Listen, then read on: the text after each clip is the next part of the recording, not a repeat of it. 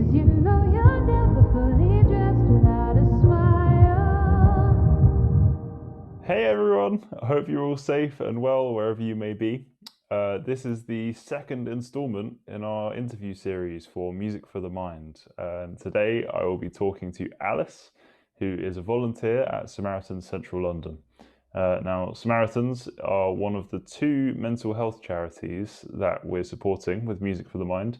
So this is a fantastic opportunity to learn more about them, what they do, and why we've chosen them. So the fundraising link is in our bio above. Feel free to go check it out, donate, share, whatever you can do. Stay safe, and I hope you enjoy the interview. Hi Alice, how are you doing? Hi, I'm good, thank you. How are you? Yeah, I'm very well, thank you. So just to kick things right off, for anyone who doesn't know that's listening, what do Samaritans do? So, Samaritans provide emotional support to anyone who needs someone to talk to. We're available 24 hours a day, and we're there to listen and help people to talk through whatever it is that's troubling them without judgment and without telling them what to do. So people can get in touch with us by phone. Our free phone number is 116 123, or by email. Our email address is joe@samaritans.org. Amazing, thank you for that. And just to kind of introduce yourself, because people might not know exactly what it is you do, could you tell me a little bit about what you do in Samaritans? What is your role? Yeah, sure. So I'm a listening volunteer at the Central London Samaritans branch. So I talk to people over the phone and by email.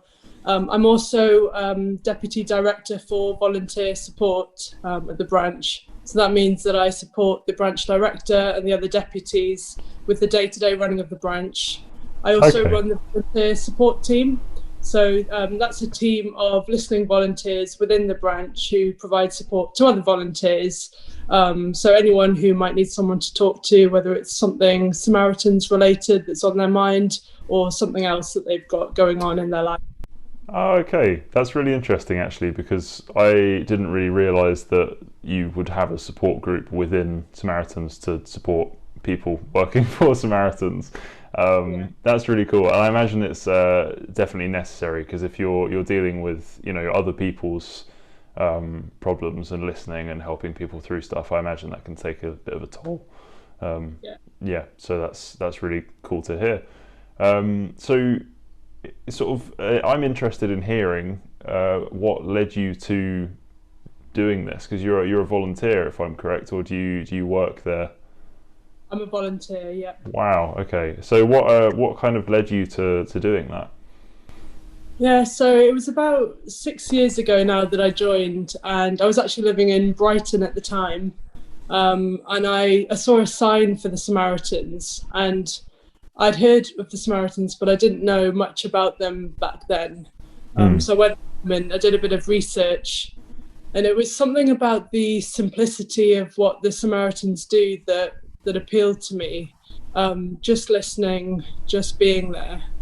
I remember having an awareness that people were struggling and often feeling really helpless, and this just seemed like a really small and simple way to be able to do something. I mean, I would not call it small and simple, because by the sounds of it, I don't know personally, but I imagine you put quite a lot of your time towards this. This is a bit of a out of the blue question, but how much do you actually work for Samaritans? How many hours do you do? Yeah, so at our branch, the majority of volunteers do 2 daytime or evening shifts a week. Okay. For about 4 to 5 hours long. Wow. Not a week, a month. Okay. And then every month they also do a night shift. That's brilliant. Yeah, really commend you for putting your time towards it. It's a really brilliant cause. Would you encourage others to do the same? Because it sounds like anyone can do it. So Yeah, I absolutely would. I mean, it has to be right for the person. It's not for everyone, that's for sure. But what I didn't realise when I joined was that I'd be joining this amazing community of people. And that's something that I feel incredibly lucky to be part of. You heard her. If anyone wants to go and sign up, I'm sure they can easily find how. Just for anyone who might be interested in that, how would they do that? They go onto the website. Just straight onto the website. Yeah. Okay, brilliant. Yeah, we'll try and put the link in the description of this video if possible. Amazing. So one question that's kind of probably going to come up quite a lot in these interviews is, how have things changed under COVID? Because I feel like it's on everyone's minds. A lot has happened.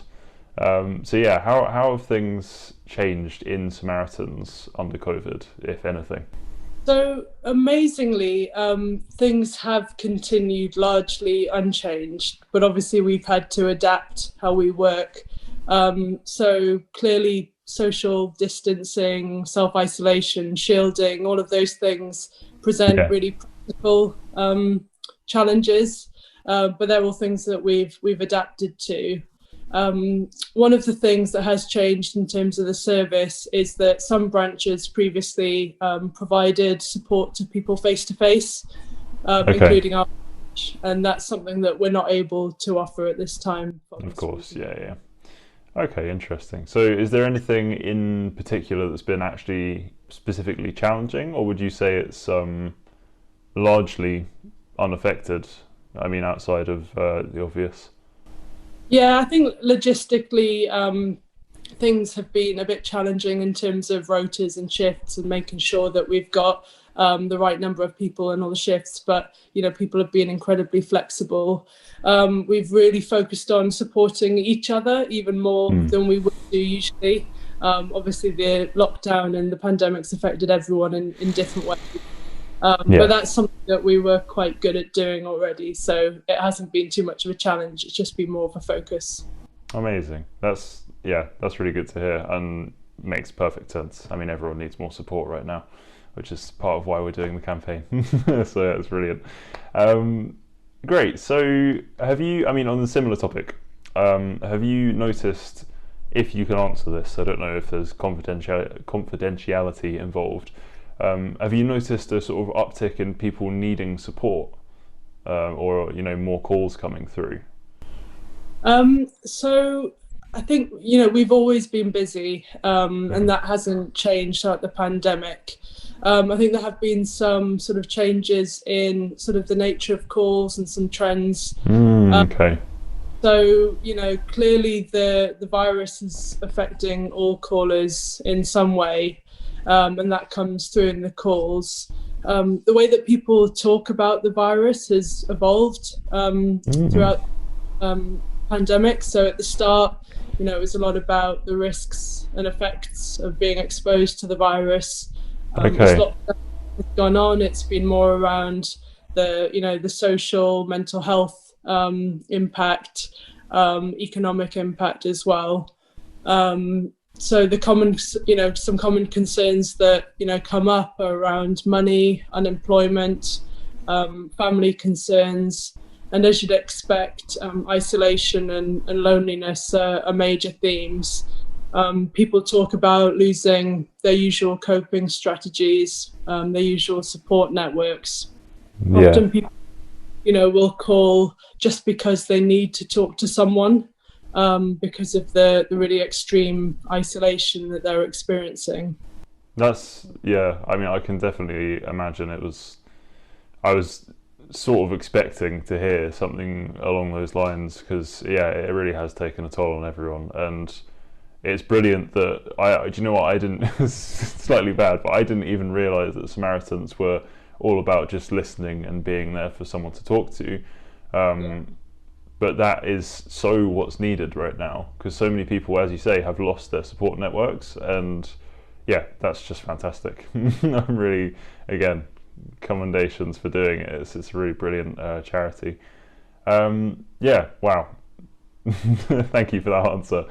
Do you have any tips for anyone who might be struggling right now, as I imagine lots of people are, as you've said?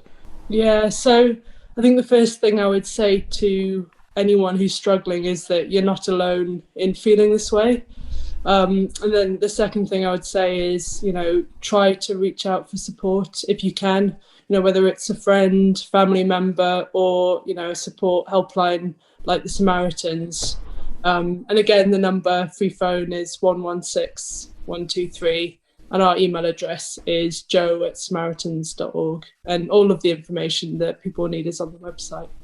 Amazing. That's really good. I mean, yeah, that's great. It's as clear cut as it gets, isn't it? Really, it's so good that you've got that there for people to use.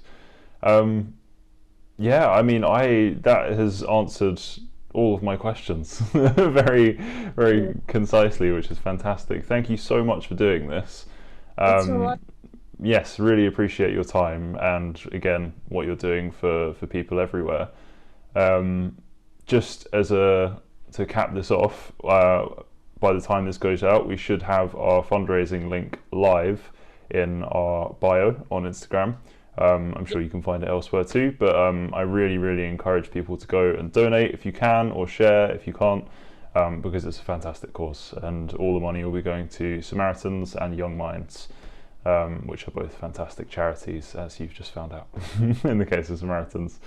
Thank you so much, Alice. It was lovely meeting you and having a chat. Yeah, I hope you're well, and yeah, stay safe, all the usual. Yeah. Thank you, and yeah, look forward to seeing more about the campaign. Yes, yeah, lots to come. Very excited about it. Thank you so much. Thanks, Kell. Bye. Bye. 'Cause you know